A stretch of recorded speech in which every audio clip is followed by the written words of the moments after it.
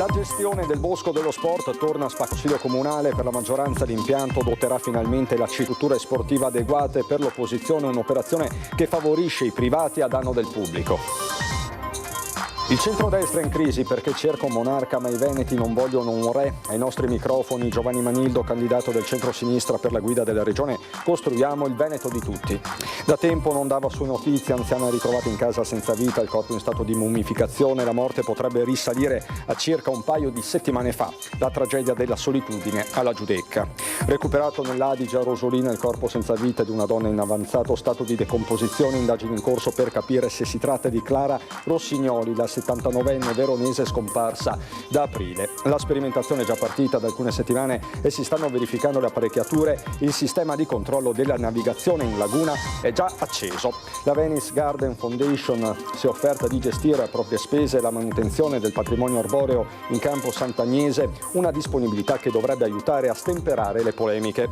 Sarà alimentato da fonti rinnovabili e costruito in un'area industriale dismessa il nuovo impianto a idrogeno verde che si sta realizzando a Porto Marghera con un finanziamento di 17 milioni di euro.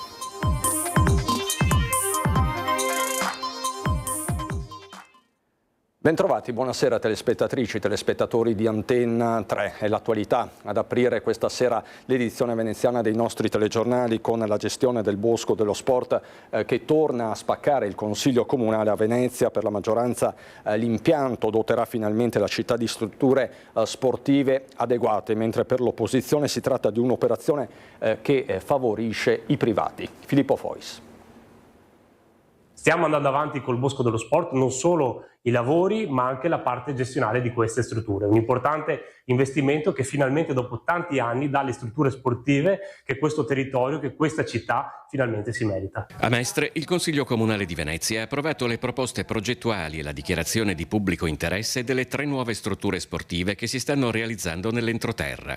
Naturalmente in primo piano c'è soprattutto il Bosco dello Sport, ma il provvedimento riguarda anche il futuro del palazzetto polivalente indoor. La struttura di Via del Grano Turco, l'ex Campo Sinti, una proposta arrivata da Mestre Fenice Calcio 5 e Basket Mestre, una gestione di 20 anni, l'Arena da 10.000 posti, una proposta arrivata dalla Reyer per 40 anni, e lo stadio, una proposta arrivata dal Venezia Calcio, 18.500 posti dello stadio, una proposta anche questa di 40 anni. L'entusiasmo della maggioranza non ha evitato l'ennesima spaccatura del Consiglio Comunale su un tema che, visto dai banchi dell'opposizione, è e rimane economicamente controverso. L'accusa è di impiegare risorse pubbliche per operazioni in cui i costi vengono socializzati e i profitti privatizzati, a partire dal palazzetto dello sport. Un investimento di circa 200 milioni di euro per palazzetto e opere complementari. Il Comune potrà ricevere da chi avrà in gestione la struttura solo all'incirca il 10%. Infatti la concessione è prevista per 600 mila euro l'anno, quindi del tutto irrisorio rispetto ovviamente a un investimento milionario e di fronte a dei costi che saranno anche ingenti. Pensiamo solo a quelli del verde, che saranno di 350 mila euro l'anno, per un totale di 14 milioni nei 40 anni della concessione. La maggioranza esalta invece un progetto che dota la città di strutture moderne, in un dibattito in cui le divergenze di opinioni appaiono inconciliabili. Un importante futuro per lo sport cittadino che guarda avanti soprattutto per i tanti tifosi, tanti appassionati, ma anche tanti cittadini che potranno in quelle strutture vedere concerti, eventi o anche passare del tempo. Qui a perderci è solo il pubblico e soprattutto le famiglie e le future generazioni che dovranno pagare milioni di euro che invece dovevano rimanere in capo al privato. I principi delle procedure di gara delineati dal Consiglio e dalla Giunta Comunale prevedono per i partecipanti anche la creazione di spazi polifunzionali di inclusione sociale e di rispetto della natura inclusiva delle attività sportive. Ora si passa alla seconda fase di gara, dove le proposte potranno essere migliorate con ulteriori investimenti e poi ci sarà l'assegnazione definitiva entro fine anno. Dalla politica comunale a quella regionale, dopo il suggello dell'ufficialità, si presenta ai nostri microfoni Giovanni Manildo, e lui il candidato presidente per il centro-sinistra. Pronto, emozionato e onorato di essere il collettore di una collezione molto ampia, di essere riuscito a unire e di prendere il testimone di un percorso avviato che unisce le diversità, diverse visioni di Veneto e che ha voglia di costruire una nuova pagina. È finita l'epoca dei monarchi e degli uomini soli al comando, si deve inaugurare una stagione più partecipativa di un governo più condiviso. Emozioni private, obiettivi pubblici, queste le prime dichiarazioni da candidato presidente del Veneto per il centrosinistra di Giovanni Manildo, ospite della nostra emittente a San Biagio di Callalta. Unità, la parola più usata dall'ex sindaco di Treviso, avvocato, padre di 3 figli, anima dem proveniente dalla sinistra cattolica, con priorità ben chiare per il Veneto del futuro. Ambiente, giovani, lavoro e sanità. Giovani, dobbiamo dare dei motivi perché i ragazzi rimangano qui in Veneto e siano orgogliosi e felici e con una prospettiva qui in Veneto. Lavoro e sviluppo economico perché deve crescere la capacità di creare lavoro delle imprese. L'ambiente perché dobbiamo prenderci cura del nostro territorio, la transizione ecologica è una realtà. La sanità, la dico per ultima ma è fondamentale, dobbiamo avere il diritto alla salute per tutti, dobbiamo eliminare le liste d'attesa, dobbiamo garantire la dignità delle persone che lavorano all'interno della sanità e questa è un'assoluta priorità. Contenuti e valori che saranno trasmessi nel corso di un lungo tour elettorale che toccherà territori, comunità e aziende. Il programma, fitto, fittissimo, è in corso di definizione, questione anche di metodo. È necessario un modello di governo partecipato, mi posto questa esperienza da sindaco nel 2013 mi ero candidato con l'idea del sindaco di tutti, è un'idea che poi è passata ed è diventata anche un mantra anche di altre persone. È un'avventura sicuramente difficile, ma la consapevolezza che c'è la possibilità di scrivere una nuova pagina del Veneto è entusiasmante per me e per tutti. Quindi lei è stato il sindaco di tutti e lei sarà il presidente di tutti. Questo è l'auspicio ed è anche una ferma volontà. Insomma, lo slogan c'è già, restano da recuperare in termini di visibilità quasi 7 anni di assenza dal proscenio della politica attiva, ma l'ex primo cittadino trevigiano sembra non coltivare particolari ansie. Penso che non sia stato tempo perso, il tempo sono tornato a fare il mio lavoro come avvocato, ho avuto la fortuna di occuparmi di temi importanti per la comunità, la costruzione di comunità energetiche, quindi progetti di innovazione sociale e ambientale. Sicuramente è un modo diverso di fare il servizio pubblico. Altro capitolo, la rappresentanza dei territori. Manildo risponde così ai mal di pancia iniziali dei Dem padovani e veronesi che volevano un loro candidato. Da campanellista dico che è bello che Treviso sia al centro dello scacchiere veneto, ma a parte gli scherzi, penso che i dibattiti interni portano sempre ricchezza, quando si superano determinate criticità c'è sempre una proposta più consapevole. E a proposito di un presunto trevisocentrismo, l'apoteosi potrebbe arrivare con una sfida diretta contro l'avversario di una vita, quel Mario Conte che gli è succeduto alla guida del capoluogo della Marca, che se da un lato si è chiamato fuori dai giochi regionali, dall'altro resta uno dei nomi sul tavolo. Lei la vede questa sfida, Giovanni Manildo, Mario Conte, è un déjà vu? Sarebbe un derby e i derby sono sempre belli, perché vince lo sfavorito. Ed è pronta a mobilitarsi l'intera macchina del centrosinistra, così assicura Andrea Martella dal Partito Democratico, e su Manildo potrebbero convergere anche le forze moderate. Mentre il centrodestra continua a dividersi e a litigare ferocemente, noi come coalizione di forze politiche e civiche del centrosinistra abbiamo individuato la nostra candidatura. Marca la differenza con il centrodestra il segretario regionale del Partito Democratico Andrea Martella, all'indomani del via libera ufficiale del Campo Largo alla candidatura a presidente della Regione del Veneto dell'ex sindaco di Treviso Giovanni Manildo. Coalizione di centrosinistra compatta, si gioca d'anticipo. Noi siamo già pronti a partire più presto possibile. Naturalmente per farlo bisogna anche che venga fissata la data delle elezioni, che ancora invece Zaia e il centrodestra non hanno fissato. Tutt'altro che dettagli, mentre il cantiere Manildo non può dirsi ancora chiuso, si guarda le forze moderate, Azione e Italia Viva in particolare. Con le altre forze politiche come Italia Viva ed Azione è in corso questo confronto e naturalmente io mi auguro che dia esiti positivi per ampliare l'articolazione della nostra proposta politica. E su sanità e impresa, per esempio, sembra già esserci una convergenza con Azione. Nelle prossime ore i calendiani veneti conferiranno una sorta di mandato esplorativo al segretario Carlo Pasqualetto. Nicolò Rocco, che di Azione è il presidente regionale, detta una prima linea. Azione non fa parte del campo largo, che è un po' il campo che ha prodotto intanto la candidatura di Giovanni Manildo. Questo però non significa che noi non possiamo aggiungerci eventualmente in un secondo momento. Non nascondo che la candidatura di Giovanni Manildo è una candidatura che piace alla base di Azione ed è un profilo che può parlare e interpretare i temi che piacciono ad Azione, quindi lo sviluppo economico, la capacità di pensare a un Veneto non contro Zaia, ma un Veneto oltre Zaia. Torniamo alla cronaca, tragedia della solitudine alla Giudecca. Alla Giudecca era conosciuta soprattutto di vista, magari incrociata tra calli e fondamenta, ma sostanzialmente Elisabeth Christensen Rosenberg conduceva una vita piuttosto riservata. Forse è anche per questo che l'improvvisa assenza di questa 65enne di origine danese era quasi passata inosservata. È stato il fratello a iniziare a preoccuparsi dopo che da troppo tempo non riceveva più sue notizie ed allertare i vicini di casa.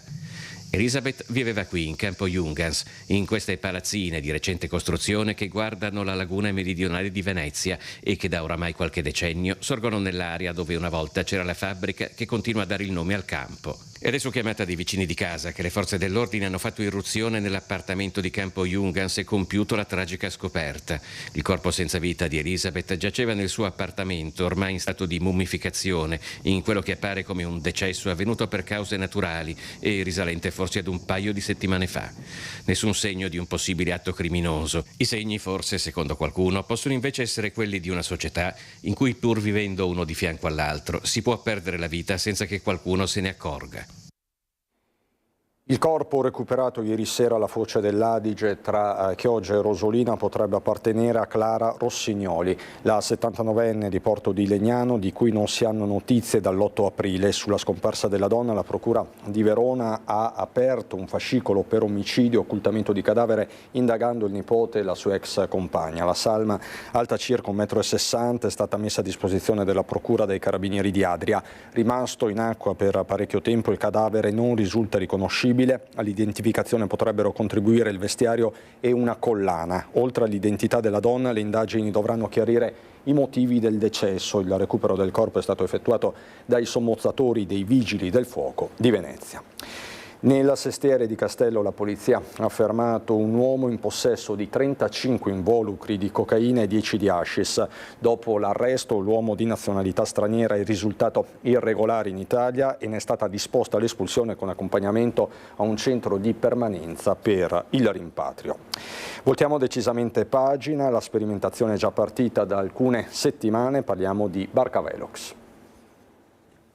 Si partirà ufficialmente dal 1 agosto e da quel giorno, per chi non rispetterà i limiti di velocità in navigazione nei canali della laguna, scatteranno le prime multe a Venezia per eccesso di velocità, registrato dal Barca Velox, un nuovo sistema simile a quello dei tutor in autostrada. La sperimentazione, avviata dal 1 giugno, è ormai addirittura d'arrivo per il comune. La polizia locale sta controllando la strumentazione, testando l'apparecchiatura. Il sistema è già acceso e cattura gli eccessi di velocità. Il sistema è operativo solo in alcuni canali della città, quelli in cui il comune ha competenza di controllo, e non sull'intera rete lagunare, dove si sommano e sovrappongono controllori e diverse competenze tra gli enti.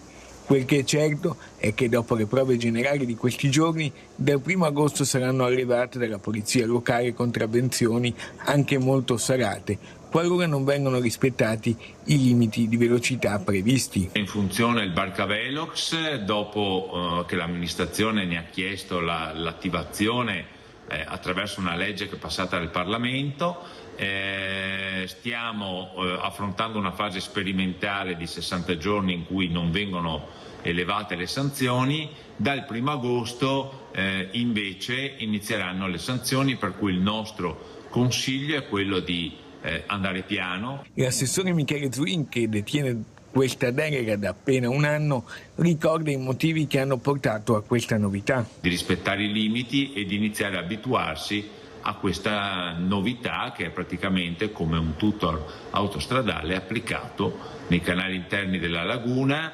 di Venezia, e nel canale della Giudecca e tutto il canale sulle fondamenta nuove.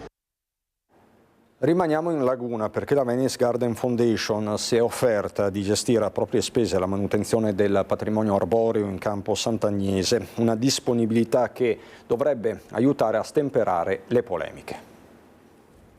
Dopo aver restaurato i giardinetti reali San Marco e fatto rinascere agli antichi splendori l'orto botanico e il giardino dei frati al Redentore, la Venice Garden Foundation è pronta a un'altra azione.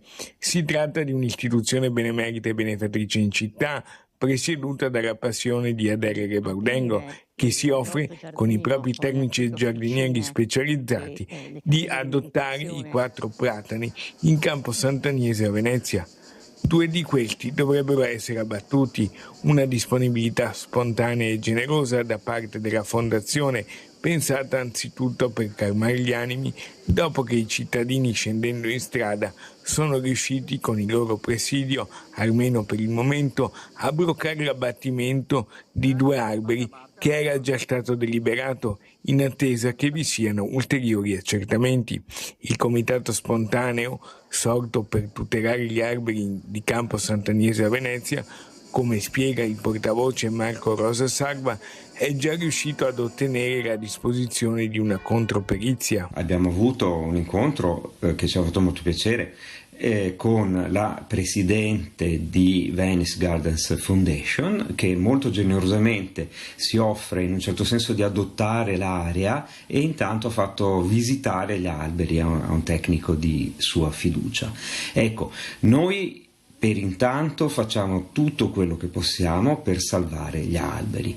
Senz'altro in una fase successiva gli alberi salvati avranno bisogno di manutenzione, così come tutto il settore del verde pubblico comunale avrà bisogno di maggiore cura e maggiore attenzione. Gli esiti della controperizia devono ancora arrivare e sono in attesa tra una decina di giorni. Mentre purtroppo continuano anche in questi giorni abbattimenti di alberi in tutto il territorio comunale, noi proseguiamo con la nostra campagna di crowdfunding.